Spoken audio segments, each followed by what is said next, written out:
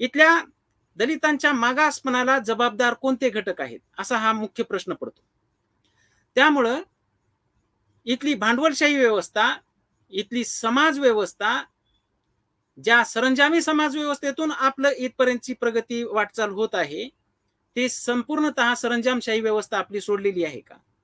इथं असलेली पुरुष सत्ताक व्यवस्था आणि या सगळ्या संदर्भामधून हे विश्लेषण करताना दिसून येतं की इथल्या उच्च जात वर्गीयांनी असं लादलेलं आहे की तुमच्या मागासपणाला तुमचेच माणसं जबाबदार आहेत, एक जात दुसऱ्या जातीला जबाबदार आहे.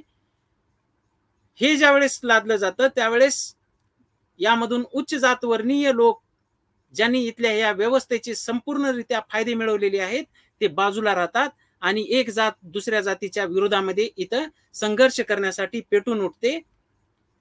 त्यावेळेस इथलं समाजशास्त्रीय आकलन हे आपल्यासाठी उपयोगी पडतं. दारिद्र्याला जबाबदार असणारे घटक कोणते आहेत? प्रत्येक माणसाची ओळख जी आहे, आयडेंटिटी आहे, ही आयडेंटिटी केवळ जातीमध्येच आहे का? की डॉक्टर अमर्त्य सेन सांगतात त्याप्रमाणे एका व्यक्तीला अनेक आयडेंटिटीज असतात.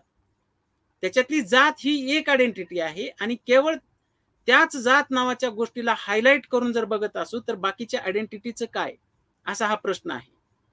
म्हणून मी विरुद्ध ते, आम्ही विरुद्ध ते असे जे काही संघर्ष इथं घडविला जात आहे ते इतर आयडेंटिटीकडे दुर्लक्ष करून घडवला जात आहे. त्यामुळे इथं जाती अंताचा लढा हा महत्वाचा ठरतो. 1980च्या दशकामध्येच याबद्दल असं सुरू झालं की जाती व्यवस्थेत वाईट काय आहे असं म्हणणारे लोक या ठिकाणी तयार व्हायला सुरुवात झाली आणि इथली ही इंडिजिनस व्यवस्था आहे.